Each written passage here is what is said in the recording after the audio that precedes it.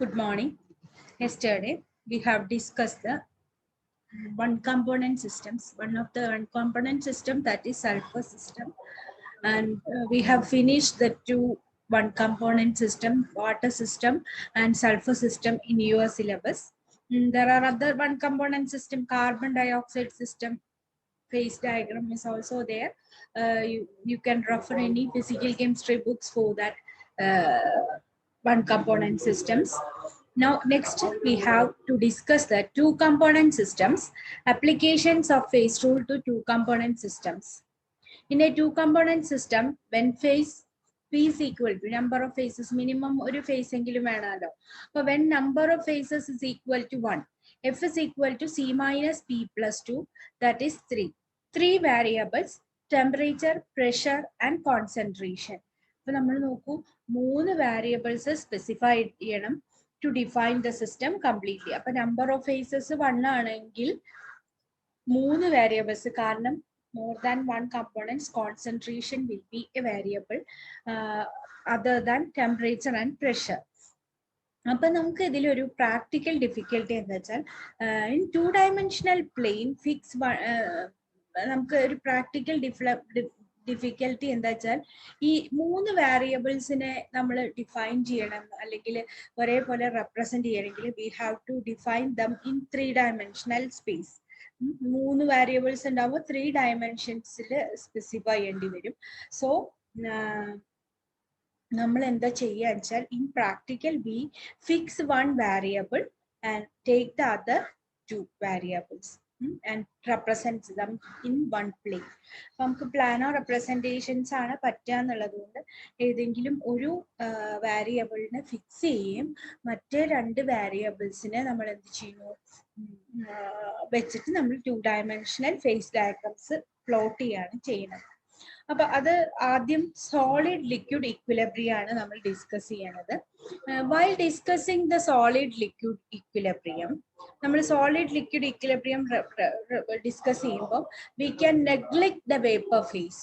Vapour ഫേസിനെ complete ആയിട്ടും neglect ചെയ്യുകയും we disregard vapour phase and fix arbitrary constant pressure. അപ്പൊ ഏതെങ്കിലും ഒരു കോൺസ്റ്റന്റിനെ ഫിക്സ് ചെയ്യണമല്ലോ. അപ്പൊ അതിന് നമ്മൾ എന്ത് ചെയ്യും, പ്രഷറിനെ ഒരു കോൺസ്റ്റന്റ് ആക്കിയിട്ട് ഫിക്സ് ചെയ്യും. Arbitrarily we fix pressure as a constant and a system in which vapor phase is disregarded and the only solid and liquid phases are considered is called a condensed system. ഇങ്ങനെ നമ്മൾ vapour ഫേസിനെ disregard ചെയ്യും, solid and liquid ഫേസസിനെ മാത്രം consider ചെയ്യുന്ന അത്തരം faces, അത്തരം അങ്ങനെയുള്ള ഒരു system, ആ സിസ്റ്റത്തിനെ നമ്മൾ condensed system എന്നാണ് പറയുക. അതായത് we are disregarding vapor phase, then pressure will not be a variable in that case and we are taking temperature and concentration as variables. രണ്ട് variables ആയിട്ട് എടുക്കുക. In a condensed system, pressure is fixed constant. അപ്പൊ അങ്ങനെ വരുമ്പം നമ്മൾ condensed സിസ്റ്റത്തിന്റെ face rule പറയുമ്പോൾ pressure is fixed constant ആയതുകൊണ്ട് C minus P plus 2 ആ 2 എന്ന് പറയുന്നത് നമ്മൾ നേരത്തെ പറഞ്ഞിട്ട് that 2 is pressure and temperature. So we are disregarding pressure. So F is equal to C minus P plus 1 ആയിട്ട് അത് മാറും. അതായത് ഒരു വേരിയബിളിനെ നമ്മൾ ഒഴിവാക്കി, പ്രഷറിലും ടെമ്പറേച്ചറിലും പ്രഷർ ഇല്ല.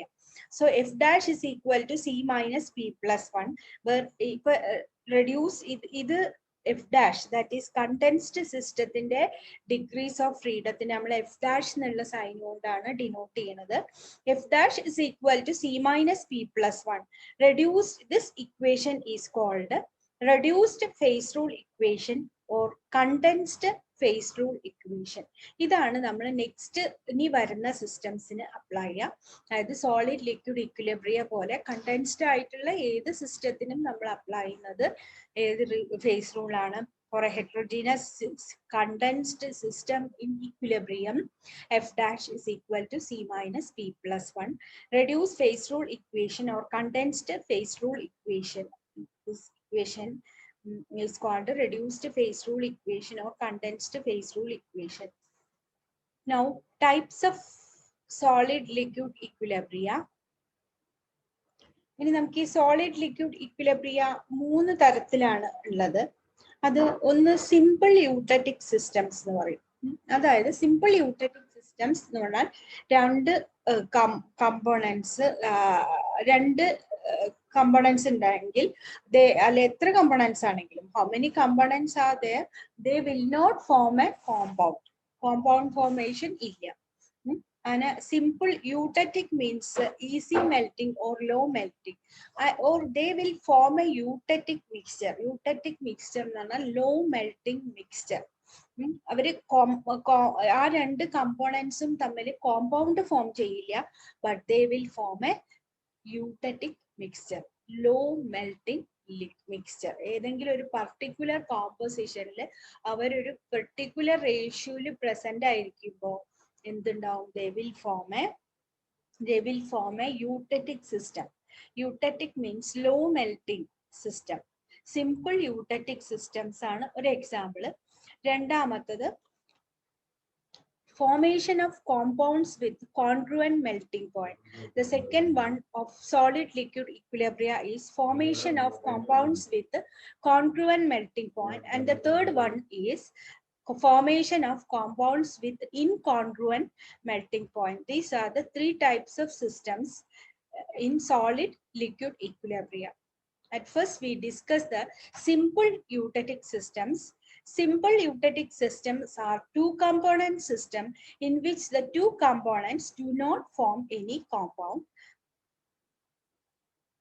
അപ്പോൾ നമ്മൾ ഇവിടെ 2 component systemത്തിന്റെ ഒരു example. For example, a component A is mixed with a component B. നമ്മൾ ആദ്യം എന്താണ് ഒരു 100 gram ടോട്ടൽ, അതായത് 80 gram എയും 20 gram ബിയും നമ്മൾ എടുത്തു. അങ്ങനെ വരുമ്പോ ഇതിന്റെ അടിയില്, അതായത് ഈ ഒരു ഭാഗത്ത് ടെമ്പറേച്ചർ, ഈ ഫേസ് ഡയഗ്രത്തിൽ ഒരു ഭാഗത്ത് ടെമ്പറേച്ചറും ഒരു ഭാഗത്ത് എന്താണ് കോൺസെൻട്രേഷനും, അതായത് y ആക്സിസിൽ ടെമ്പറേച്ചറും x ആക്സിസിൽ കോൺസെൻട്രേഷനുമാണ് പ്ലോട്ട് ചെയ്യണം.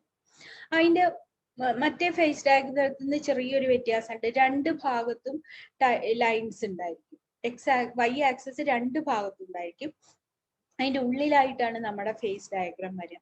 അതിലെ ഒരു ഭാഗം, ഒരു y ആക്സിസിന്റെ ഒരു ഭാഗം എന്ന് പറഞ്ഞാൽ 1 y axis will be 100% A.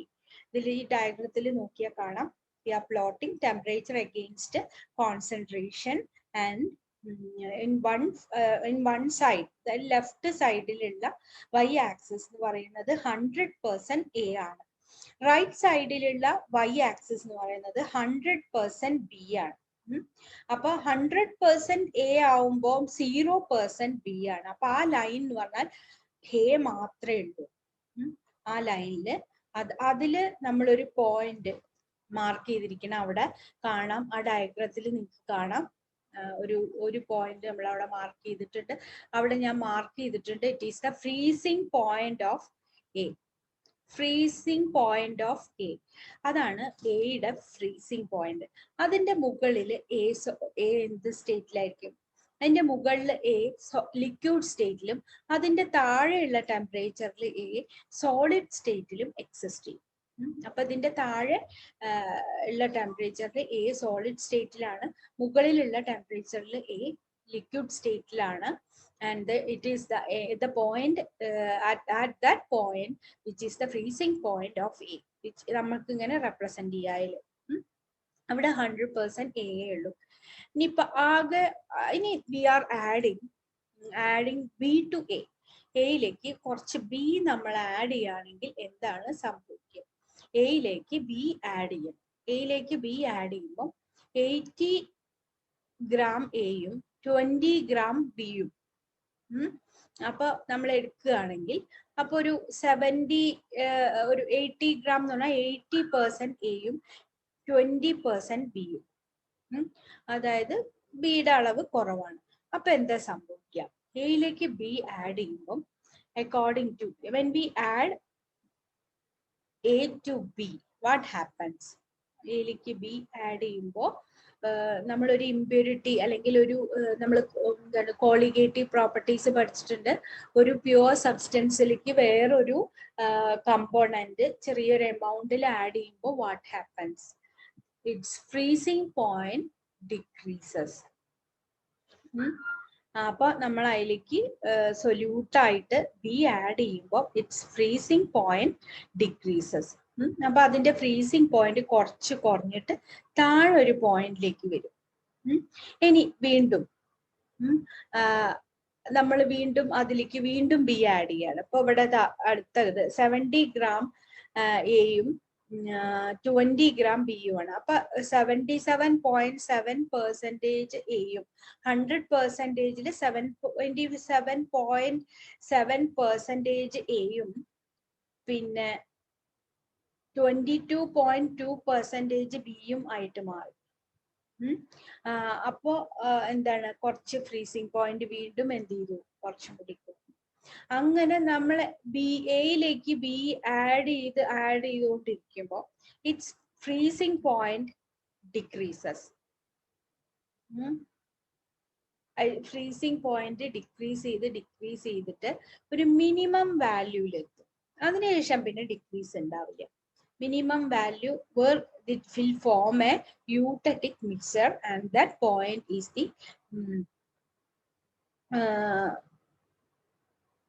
eutectic temperature. ഇനി നമ്മളിപ്പോ പറയാണ്, നമ്മൾ എയിലേക്ക് ബി ആഡ് ചെയ്തു. എയിലേക്ക് ബി ആഡ് ചെയ്യുമ്പോൾ എന്താ സംഭവിക്കുക? ഇതിന്റെ ഫ്രീസിങ് പോയിന്റ് കുറഞ്ഞു. ഫ്രീസിങ് പോയിന്റ് കുറയുമ്പോൾ എന്താണെന്നാണ് ഈ ഗ്രാഫിൽ കാണിച്ചിട്ടുള്ളത്. ഫ്രീസിങ് പോയിന്റ് കുറയുമ്പോൾ എന്താണ് സംഭവിക്കുക? കുറച്ചും കൂടി ഫ്രീസിങ് പോയിന്റ് കുറഞ്ഞില്ല. അപ്പൊ ആ ടെമ്പറേച്ചറിൽ കുറച്ചും കൂടി എ എന്ത് ചെയ്യും? സോളിഡ് സ്റ്റേറ്റിലേക്ക് പോകും. അപ്പൊ നമുക്ക് പുതുതായിട്ട് കിട്ടുന്നത് സൊല്യൂഷൻ എന്ന് പറയുന്നത് ഇതിൽ എ കുറവായിരിക്കും. ഒരു കുറച്ചും കൂടി എ എവിടേക്ക് പോയി? ഫ്രീസ് ചെയ്ത് പോയി. അപ്പൊ അതുകൊണ്ട് പുതിയ മിക്സ്ചർ എന്ന് പറയുന്ന ഒരു 70 ഗ്രാമും 20 ഗ്രാമും ആയിരിക്കും. അതാണ് നമ്മൾ അടുത്ത ടെമ്പറേച്ചറിൽ കാണുന്നത്. പിന്നെ നമ്മളൊന്നും ചെയ്യേണ്ട ആവശ്യമില്ല. കൂടുതൽ എ ഈ സിസ്റ്റത്തിൽ നിന്ന് ഇങ്ങനെ മാറി, കൂടുതൽ എ ഈ സിസ്റ്റത്തിൽ നിന്ന് ഇങ്ങനെ സോളിഡിഫൈ ചെയ്ത് പോയിക്കൊണ്ടിരിക്കും. അപ്പൊ ബിയുടെ അളവ് as the cooling begins, solution becomes richer and richer in B. Clear ആയിട്ടുണ്ടാവും എന്ന് വിചാരിക്കുന്നു. അതായത് നമ്മൾ എയിലേക്ക് ബി ആഡ് ചെയ്തപ്പം ആ മിക്സ്ചറിന്റെ മെൽറ്റിംഗ് പോയിന്റ് കുറഞ്ഞു. മെൽറ്റിംഗ് പോയിന്റ് കുറയുമ്പം കുറച്ചും കൂടെ എ എവിടേക്ക് പോകും? ഈ മിക്സ്ചറിന് കുറച്ചും കൂടി എ എന്ത് ചെയ്യും? സോളിഡിഫൈ ചെയ്ത് കൂടുതൽ എയുടെ മെൽറ്റിംഗ് പോയിന്റ് ഉണ്ടാവും. സോളിഡിഫൈ ചെയ്ത് സൊല്യൂഷൻ ഇന്ന് അങ്ങോട്ട് പോകും. അപ്പൊ സൊല്യൂഷൻ എങ്ങനെയായി? ആ സൊല്യൂഷനില് എയുടെ അളവ് കുറഞ്ഞു. അപ്പം എയുടെ അളവ് കുറയുമ്പോൾ സ്വാഭാവികമായിട്ടും റേഷ്യോ എന്ന് പറയുന്നത് ബിക്ക് ഫേവർ ആയിട്ട് വരും. അല്ലെങ്കിൽ ആ solution becomes richer in B ആവും. ഇനി നമ്മളൊന്നും ചെയ്യണ്ട. പിന്നെയും അപ്പൊ റിച്ചർ ഇൻ ബി ആവുമ്പോ പിന്നെയും എന്ത് ചെയ്യും? ഇതിന്റെ ഫ്രീസിങ് പോയിന്റ് പിന്നെയും കുറയും. ഫ്രീസിങ് പോയിന്റ് പിന്നെയും കുറയുമ്പോ വീണ്ടും എ എന്ത് ചെയ്യും? കൂടുതൽ സോളിഡ് ഫേസിലേക്ക് പോകും. അപ്പൊ ബിനെ നമുക്ക് പിന്നെയും ആ സൊല്യൂഷൻ എന്തായി? റിച്ചർ ഇൻ ബി ആയിരിക്കും.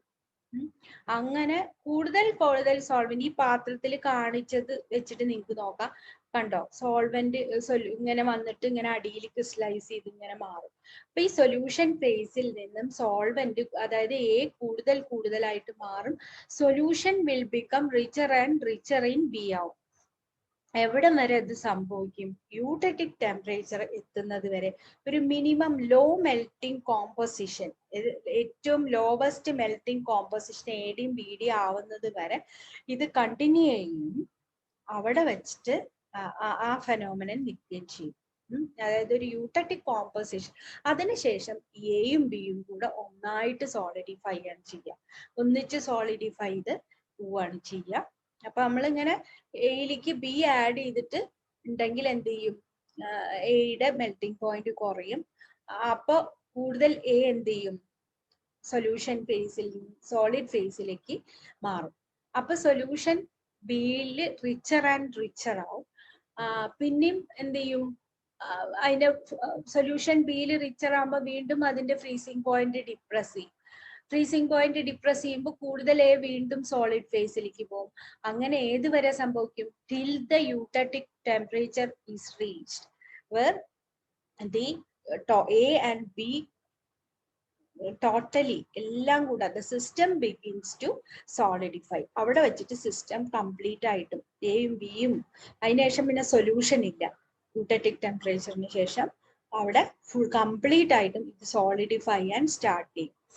And this is the as cooling begins, solution becomes richer and richer in B. At some point, and this point is called അപ്പൊ അവിടെ വെച്ചിട്ട് എന്താണ് എയും ബിയും എന്ത് ചെയ്യാണ്? സോളിഡിഫൈ ചെയ്യാണ്. And that temperature is called eutectic temperature or low melting that composition corresponds to the lowest melting composition of A and B. ഇതാണ് നമ്മൾ ഈ ഫേസ് ഡയഗ്രത്തിന് എങ്ങനെ കിട്ടുന്നു എന്നുള്ളതിന്റെ എക്സ്പ്ലനേഷൻ ഇതാണ്. ഇനി നമുക്ക് ഫേസ് ഡയഗ്രാം, സിമ്പിൾ യൂട്ടറ്റിക് സിസ്റ്റത്തിന്റെ ഫേസ് ഡയഗ്രാം എന്ന് പറയുന്നത് ഇതാണ്. This is the phase diagram of simple eutectic system. ഇവിടെ നോക്കൂ, ഒരു ലെഫ്റ്റിലുള്ള ആക്സിസിൽ 100% എ, റൈറ്റിലുള്ള ആക്സിസിൽ 100% ബി. അപ്പൊ 100% എ ആയിടത്ത് 0% ബി ആണ്, 100% ബി ആയിടത്ത് 0% എ ആണ്. രണ്ട് കർവ്സ് ആണ് നമ്മൾ ഇതിൽ കാണുന്നത്, എ സിയും ബി സിയും. എ എന്ന് പറയുന്നത് 100% എന്റെ ആ കർവിന്റെ അവിടെയുള്ള പോയിന്റ് ആണ്. ഇത് നമ്മൾ കഴിഞ്ഞ ഇപ്പൊ പറഞ്ഞു എന്താണ്, this is A freezing point of pure A ആണെന്ന് പറഞ്ഞു. എന്നിട്ട് ദർ ഇസ് എ ഡിപ്, അത് കഴിഞ്ഞു. പിന്നെ ഈ ലൈൻ എന്ന് പറയുന്നത് depression in freezing point of A on addition of B to A. ബിയിലേക്ക് എയിലേക്ക് ബി ആഡ് ചെയ്യുമ്പോൾ എക്ക് ഉണ്ടാവുന്ന depression in freezing point is represented by the curve A C. ഇനി ഇതിനായിട്ട് ബന്ധമില്ലാത്ത ഒരു കാര്യമാണ് സെക്കൻഡ് ഭാഗം, അതായത് ഈ കർവ്, ഈ ലൈന്, അടുത്ത ലൈന്. അവിടെ 100% ബിയും 0% എയും ആണുള്ളത്. B is the freezing point of pure B. Pure ബിന്റെ ഫ്രീസിംഗ് പോയിന്റ് ആണ് ബി എന്ന് പറയുന്നത്. And B C represents the freezing point curve or depression in freezing point of B on addition of A to B. നേരത്തെ ചെയ്തതിന്റെ നേരെ opposite ചെയ്യാം. Depression in freezing point of B on addition of A to